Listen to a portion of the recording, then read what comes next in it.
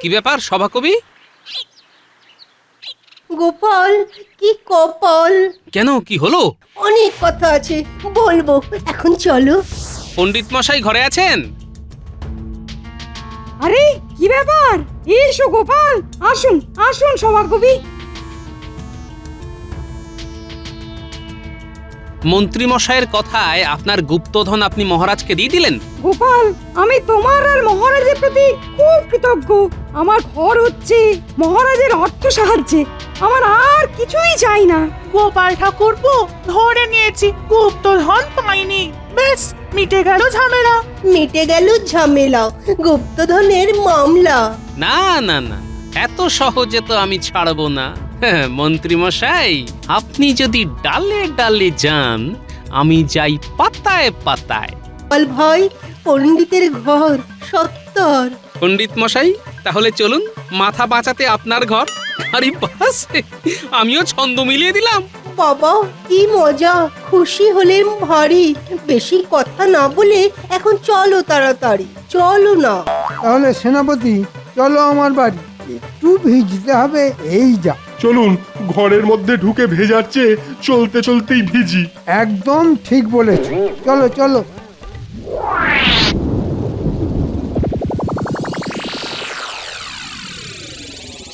ও মা, কি ভিজে একদম স্নান করে গেছো যে, অসুখ করবে তো। অসুখ করবে কি? অসুখ করে ফেলেছে। কি বলো সেনাপতি? কই, আমার তো অসুখ হয়নি। হয়নি, এবার হবে। কি করে? সেনাপতি, তোমার চেহারাটাই আছে, বুদ্ধিটা মাথা থেকে বার করে কোথায় রেখে এসেছো বলো তো? শোনো, আমাদের বর্ষার আনন্দটা পেতে হবে তো। রাজসভাতে গেলে মহারাজের বকবক আর গোপালের ভাঁড়ামি দেখতে দেখতেই প্রাণ ওষ্ঠাগত। বর্ষার আনন্দ পেতে অসুখের কথাটা রটিয়ে দাও, বুঝলে এবার? এবার বুঝেছি। সত্যি আপনার কি বুদ্ধি! তাই আমি মন্ত্রী, আমার বুদ্ধিতেই রাজ্য চলে, ভুলে যেও না। কেউ ভুলবে না, কেউ ভুলবে না, কিন্তু আর বেশি দেরি হলে অসুখও কিন্তু তোমাদের ধরতে ভুলবে না। ভেজা জামা কাপড় ছাড়ো, ছাড়ো শিগগির। আমি তোমাদের জন্য গরম গরম লুচি আর আলু ভাজা নিয়ে আসছি।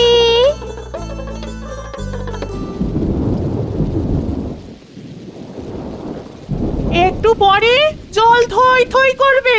কতবার বলেছি ছাদ ছাড়াও, ছাদ ছাড়াও, আমার কথা কানেই তোলে না। এবার বুঝবে। এ কি অবস্থা পণ্ডিত মশাই? উমা, ঘরে জল থই থই, বসা শোয়ার জায়গা কই? তোমাদের ডেকে এনে খুব বিড়ম্বনায় ফেললাম গোপাল, না, আমায় ক্ষমা করো। আচ্ছা, এ আপনার কেমন কথা পণ্ডিত মশাই? আজ এলাম বলেই তো আপনার ঘরের এই অবস্থাটা সচক্ষে দেখতে পেলাম। মন্ত্রী মশাইয়ের কথাটা এখন বুঝতে পারছি। মন্ত্রী মশাই সব জেনেও মহারাজকে কিচ্ছু জানাননি। মন্ত্রী মশাই মন্দ ভারী, পদের ধারী পদের ধারী। পণ্ডিত মশাই, আপনি এতদিন ধরে কষ্ট ভোগ করলেন, একবার তো মহারাজকে নিজে মুখে বলতে পারতেন। না, আমাকেই কিছু করতে হবে। পণ্ডিত মশাই নিজে মুখে কিছু বলবেন না। দেখি আমি কিছু করতে পারি কিনা। গোপাল, আমার জন্য মহারাজের কাছে দরবার করো না, আমার এই অনুরোধটা রাখো। পণ্ডিত মশাই, সোজা আঙুলে কোনোদিন ঘি উঠেছে? আপনি বলুন, আমি আঙুল বেঁকিয়ে ঘি বার করব। কাল রাজসভায় দেখা হবে, তবে আপনাকে অসম্মান করে আমি কিছু করব না, কিন্তু যা করব তা আপনার ভালোর জন্যই। এখন তুমি আমাদের ভরসা গোপাল ঠাকুরপো।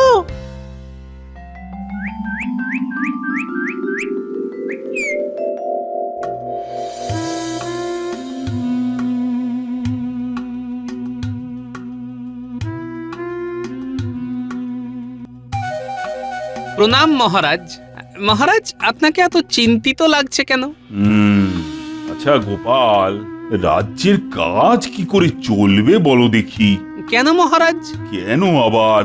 ওই মন্ত্রী আর সেনাপতি যে খুব অসুস্থ। কি হয়েছে জানতে পেরেছেন মহারাজ?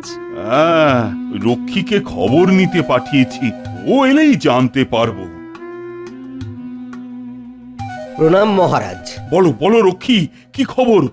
ওদের কেমন দেখলে? মন্ত্রীমশাই আর সেনাপতি দুজনেই জ্বরে বেহুঁশ, ওদের জ্ঞান নেই। বাবা, জ্বরে অজ্ঞান? হুম, ডাল মে কুচ কালা তো আছেই। মহারাজ, আমাদের একবার যাওয়া উচিত। হ্যাঁ হ্যাঁ, নিশ্চয় নিশ্চয়। কিন্তু রাজবৈদ্য তো আজ থেকে ছুটিতে আছে, তাহলে ওই জরুরি পরিষেবার জন্য ডাকি, কি বলো? মহারাজ, রাজবৈদ্য যখন ছুটিতে আছেন তখন ওনাকে বিরক্ত করে লাভ নেই। আপনি বরং পণ্ডিত মশাইকে নিয়ে চলুন। পণ্ডিত মশাই আশা করি এই জ্বর সারাতে পারবেন। হ্যাঁ, পণ্ডিত মশাই জ্বর সারাবেন মানে? বলি, জলে ভিজে তোমার মাথাটাও গেছে নাকি? মাথারও পরিষ্কার হয়েছে মহারাজ। আপনি পণ্ডিত মশাইয়ের এলেম জানেন না।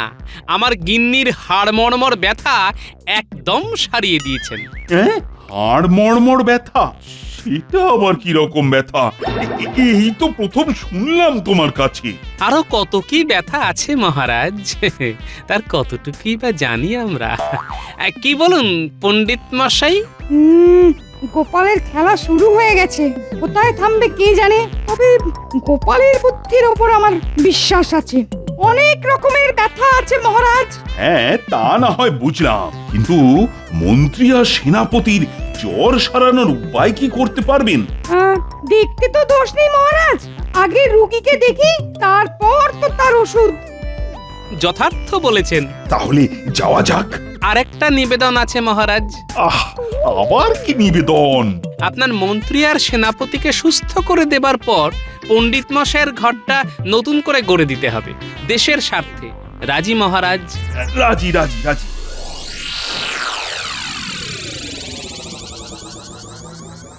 ওগো, চোখ খোলো, তাকাও, রাজামশাই তোমাকে দেখতে এসেছে, তাকাও। আজ দুদিন ধরে এইভাবে শুয়ে আমার কি হবে মহারাজ?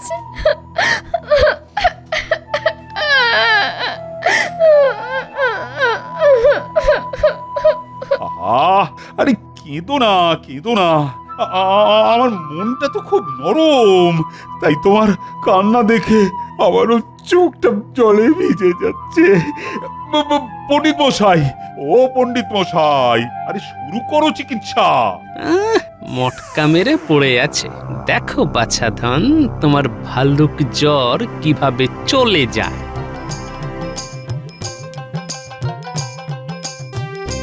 ও মা, এ তো গা ঠান্ডা, জ্বর তো নেই। জ্বর নেই গোপাল, মন্ত্রী নাটক করছে। এই রে, ধরে ফেললো নাকি? এই গোপালটাকেই ভয়। কি বুঝছো পণ্ডিত? এটা ঠান্ডা জ্বর মহারাজ, খুব বাজে জ্বর। ঠান্ডা দেশের মোষ বা গরিলাদের এই ধরনের রোগ হয়। এখন আমাদের মতো গরম দেশের মোষ বা গরিলাদের হচ্ছে, ভাববার বিষয় মহারাজ। আয়তা করে আমাকে মোষ গরিলা যা ইচ্ছে তাই বলছে, আমিও সুযোগ পাবো। পণ্ডিত মশাই, রাম চিমটি কাটুন, দেখবেন কেমন বাপ বাপ বলে উঠে পড়ছে আমাদের মন্ত্রী মশাই। ওরে বাবা রে! সর্বনাশ! ওগো, ওগো, তুমি ঠিক হয়ে গেছো। আমার কি আনন্দ হচ্ছে, আমার কি আনন্দ হচ্ছে, তুমি ঠিক হয়ে গেছো। বাহ পণ্ডিত বাহ, তুমি তো অসাধ্য সাধন করলে। বুঝতে পারছেন মহারাজ, মানুষের চিকিৎসা ছাড়াও পশুদের চিকিৎসাও কি সুন্দরভাবে আমাদের পণ্ডিত মশাই করলেন। আর সেনাপতির কাছে খবর পাঠান যে মন্ত্রী মশাই সুস্থ হয়ে গেছেন। দেখবেন এই খবর পেয়েই সেনাপতি ওষুধ ছাড়াই সুস্থ হয়ে গেছেন। মহারাজ, এইবার পণ্ডিত মশাইয়ের বাড়িটা করে দিতে হবে। হ্যাঁ হ্যাঁ, কাল থেকেই পণ্ডিতের বাড়ি তৈরির কাজ শুরু হবে। ধন্যবাদ মহারাজ। রক্ষী, সেনাপতির কাছে যাও, বলো মন্ত্রী সুস্থ হয়ে গেছে।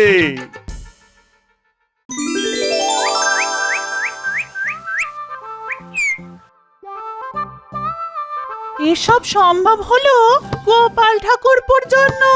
ঠিক বলেছো। মাটির ভেতরে কাঠের বাক্স। কি? মাটির ভিতরে বাক্স? চলো তো দেখি। কই, দেখি দেখি দেখি। মাটির নিচে গুপ্তধন। শুনলি ঘটা, পণ্ডিতের জমি থেকে গুপ্তধন। হ্যাঁ? এই চল চল চল, এই খবরটা মন্ত্রীমশাইকে দিয়ে আসি। চল চল চল। আমার পূর্বপুরুষদের সঞ্চিত অর্থ, এই সোনাদানা আমার বাবার ঠাকুরদার, এগুলো এগুলো পূর্বপুরুষের স্মৃতি হিসেবে রেখে দেবো। ঠিক বলেছো।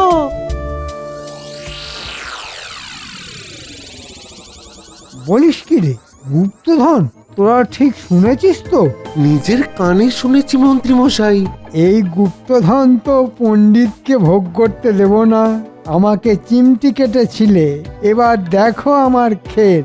রাজামশাইকে বলে তোদের পুরস্কারের ব্যবস্থা করব। এখন তোরা বাড়ি যা, আমাকে রাজ দরবারে হাজির হতে হবে। গিন্নি, আমি একটু রাজবাড়ি থেকে ঘুরে আসছি। হ্যাঁ, বলছো কি মন্ত্রী, পণ্ডিতের জমিতে গুপ্তধন? হ্যাঁ মহারাজ, আর এই গুপ্তধন আপনার। আরে আরে, সেটা কি করে হয়? পণ্ডিতের জমিতে গুপ্তধন পাওয়া গেছে, তা ওই গুপ্তধন পণ্ডিতেরই? না মহারাজ, আপনি এই রাজ্যের রাজা, তাই এই গুপ্তধন আপনার। আর দেখুন, পণ্ডিতের বাড়ি তৈরিতে আপনি অর্থ সাহায্য করেছেন, তাই ওই গুপ্তধনের ভাগ আপনার পাওয়া উচিত। আর এই খবর দেওয়ার জন্য গুপ্তধনের অল্প অংশ আমাকে দিলে আমি খুব খুশি হব। এতক্ষণে বুঝলাম মন্ত্রীমশাইয়ের মনের কথা। গোপালকে জানাতেই হবে। দেখি মহারাজ কি কথা কবে। ঠিক আছে ঠিক আছে, আমি পণ্ডিতের গুপ্তধন বাজেয়াপ্ত করলাম। রক্ষী, তুমি আমার আদেশনামা নিয়ে পণ্ডিতের বাড়ি যাবে, আর মন্ত্রী তুমিও যাবে সাথে সাথে। যথাজ্ঞা মহারাজ, চিমটি কাটার শোধ নিলাম।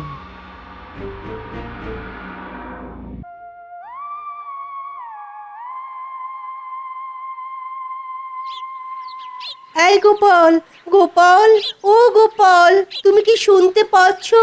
গোপাল, কি ব্যাপার সভাকবি? গোপাল, কি কপাল! কেন, কি হলো? অনেক কথা আছে, বলবো, এখন চলো। পণ্ডিত মশাই ঘরে আছেন? আরে কি ব্যাপার? এসো গোপাল, আসুন আসুন সভাকবি।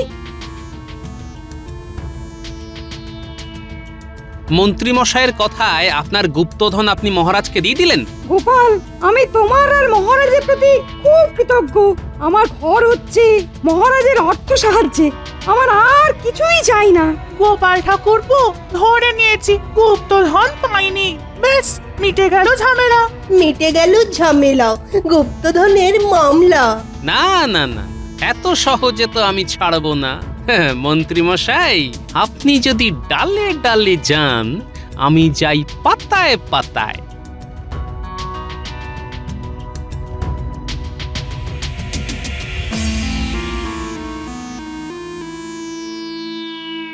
মুড়ি মুড়ি একই শোভা অঙ্গে তব আজ।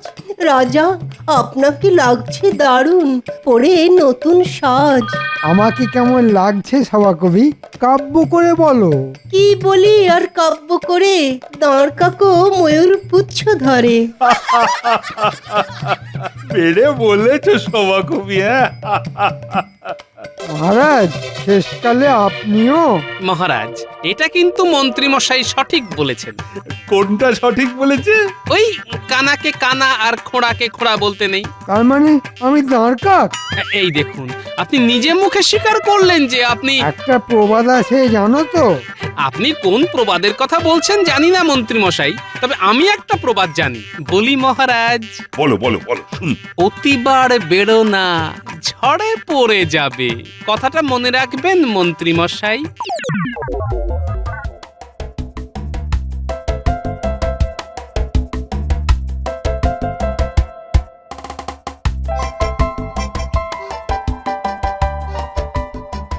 গুলটে, বাড়ি আছিস? কি বলছো গো গোপাল দাদু? হ্যাঁ শোন, এখন যা বলবো মন দিয়ে শোন।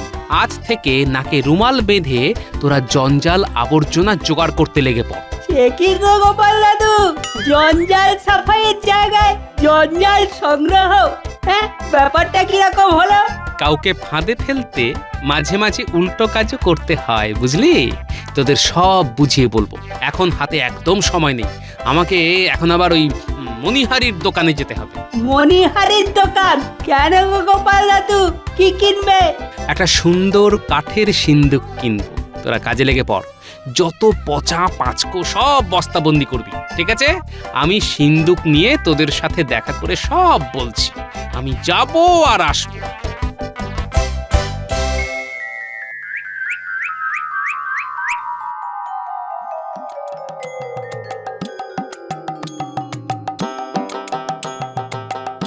কই রে আমার বানর সেনা, গন্ধমাদন ভর্তি হলো? হ্যাঁ গো গোপাল দাদু, এই দেখো না। আরে বাবা, খেলা তো শুরু হবে এবার। মন্ত্রী মশাই, নেবেন না গুপ্তধনের ভাগ? দাদু, এবার আর কি করতে হবে? হাত ধরাধরি করে সিন্দুকটাকে আমার বাড়ি নিয়ে যেতে হবে। চল, লোক চলাচল শুরু হওয়ার আগে সিন্দুকটাকে নিয়ে চল। ওখানে গিয়ে সিন্দুকটা মাটিতে পুঁতে দিতে হবে। ব্যাস, তোদের কাজ শেষ।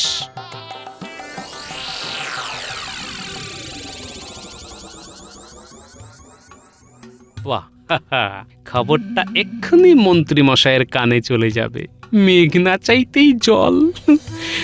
পণ্ডিত মশাই, ও পণ্ডিত মশাই, বাড়ি আছেন? একটা গোপন খবর দেবার আছে। ঘটা, গোপালের গোপন খবর মন্ত্রী মশাইকে দিতে হবে। গোপালের গোপন খবর আর গোপন থাকলো না। কি খবর গোপাল? আজ আমি রাজসভায় যাচ্ছি না। কোনো শরীর খারাপ? না না না, শরীর ঠিক আছে। আসলে একটা প্রাপ্তি যোগ হয়েছে। প্রাপ্তি যোগ? কিরকম? গাছ পুঁতবো বলে মাটি খুঁড়ছি, হঠাৎ শাবলটা একটা শক্ত কিছুর উপর লাগলো।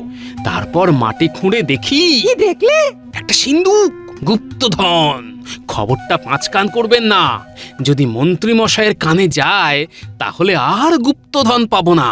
রাজামশাই আর মন্ত্রী মশাই নিয়ে নেবেন, ঠিক আপনার মতো। তাই বলছিলাম। তুমি নিশ্চিন্তে থাকো গোপাল, তোমার প্রাপ্ত যোগের কথা আমি কাউকে বলবো না। কিন্তু আমরা তো বলবো। চল চল তাড়াতাড়ি চল চল। আমার কাজ শেষ। আমার গুপ্তধন প্রাপ্তি যোগের খবর যথা জায়গায় চলে যাবে। আমি এখন বাড়ি যাই, একটু গড়িয়ে নি, বড্ড ধকল গেছে আজ।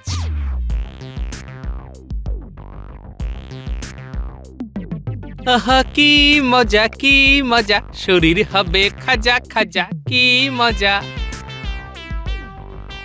বাবা, কি গো এত ফুর্তি কিসে না? কি হলো, কি হলো গো? আবার কি হবে?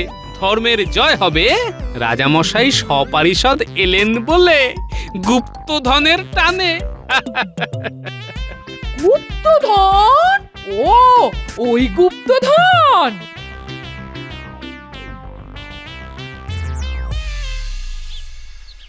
গোপাল, গোপাল, গোপাল বাড়ি আছো? দেখলে কি বলেছিলাম? গুপ্তধনের গন্ধে গন্ধে ঠিক হাজির হয়েছে। যাও গিন্নি, তুমি মহারাজের জন্য কিছু জলযোগের ব্যবস্থা করো। যাচ্ছি যাচ্ছি যাচ্ছি গো।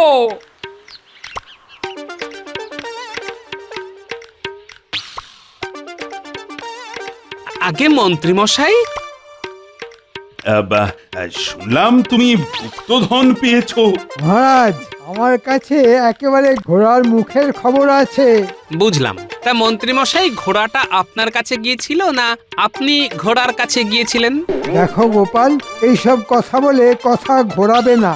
এক কথায় বলো, গুপ্তধন পেয়েছো না পাওনি? এক কথায় পেয়েছি। দেখলেন মহারাজ, আমার খবর সঠিক। আমাকে যারা খবর দেয় তারা কখনো ভুল খবর দেয় না। তাহলে এবার কি করণীয়? রাজ আইন হিসাবে গুপ্তধনের আসল মালিক হলো মহারাজ, আর গুপ্তধনের খবর সংগ্রহের জন্য আমি মহারাজের কাছ থেকে গুপ্তধনের কিছু অংশ চেয়ে নেব। তাহলে মাটি খোঁড়া হোক মন্ত্রী। মহারাজ, আমি মাটি খুঁড়ে গুপ্তধন বার করছি। গোপাল, জায়গাটা দেখাও। যথা আজ্ঞা মন্ত্রী মশাই, আসুন। ওই যে ওইখানে। এই যে